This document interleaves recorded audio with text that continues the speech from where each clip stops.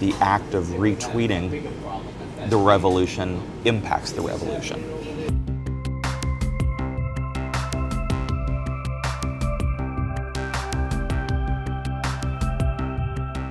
Ever since the Tunisian uprisings began in late December, I've been using Twitter and other social networking tools to find sources on the ground, collect information, collect content, and vet rumors essentially to see which ones are true and which ones aren't. And so this has become a full-time job, and literally I'm on Twitter on and off for 16, 17 hours a day, seven days a week, covering all these revolutions as they break out all over the place. There are probably around 15 or 20 protesters and activists that I've gotten to know really well, as either I'm observing them or their actual sources.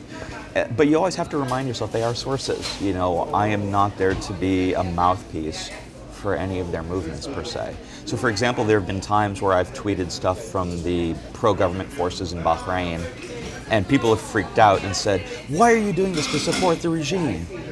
I'm not doing this to support the regime. I'm reporting on what they're saying. And if you guys have a response, I'll report on that too. And I think some of them have a knee-jerk reaction and assume that I'm doing this because I have an inner Che Guevara that wants to be, you know, at the barricades with them. And, you know, as much as I'd like to see a revolution in action, this is theirs, it's not mine. I feel like I can do my job by getting to know these people and being informal with them, but at the same time being detached enough that I remind them, myself, and everyone else that I'm not one of them. I can have emotional reactions to it, but I can't be emotionally invested in the success or failure of people. It's just, if I did that, especially if people got hurt, as happened with Mohammed Nabous, it can bring me to a very, very dark place. So there are times where I'll find a video and I'll open it up and suddenly realize I'm looking at several dead or wounded children. There's no way you can't have a reaction to that. And I've decided that my reactions to it are going to be public. When you're recording journalism and then posting it later, you have the luxury of deciding how much emotional detachment you're going to display. And that's going to vary from story to story, but for me, I feel like I need to be upfront about getting upset about seeing something, especially if I'm going to retweet it.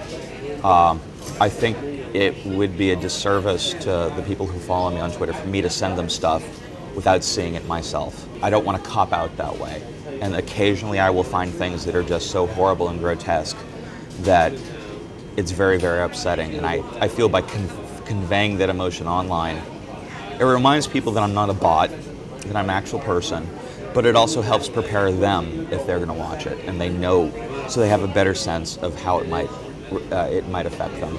And a number of people have told me, and they've said, no matter how many warnings you gave me ahead of time, I still clicked it, and it was still more horrible than I ever imagined. And my initial reaction is to feel terrible about that, but then often they'll say, thank you. I've never seen anything like that in my life, but I feel like I understand war a little bit better now. That gives me the comfort level to be essentially uncensored in what I post. You know, it varies from country to country. For Egypt and Tunisia, I already knew a number of sources there. I've traveled to both places. I've known bloggers there for a number of years. I've met some of them in person. So when things started in both countries, I already had a baseline group of people to learn from. And so then I started paying attention to who they seemed to trust. Who are they tweeting the most? Their at-reply conversations, how intimate did they seem?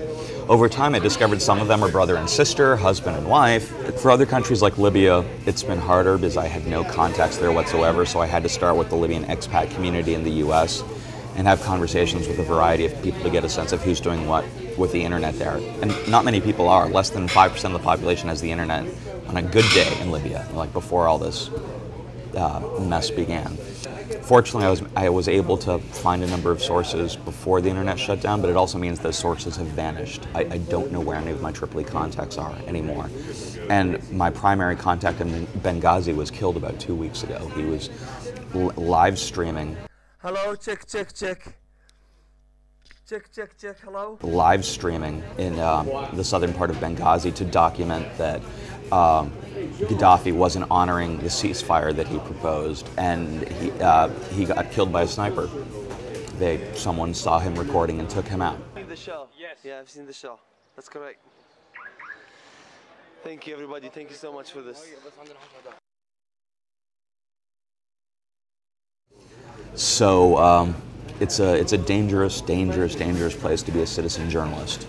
But yet people are still managing to get information out, including videos and photos and detailed stories. It's just extraordinary work they're able to do under such difficult circumstances.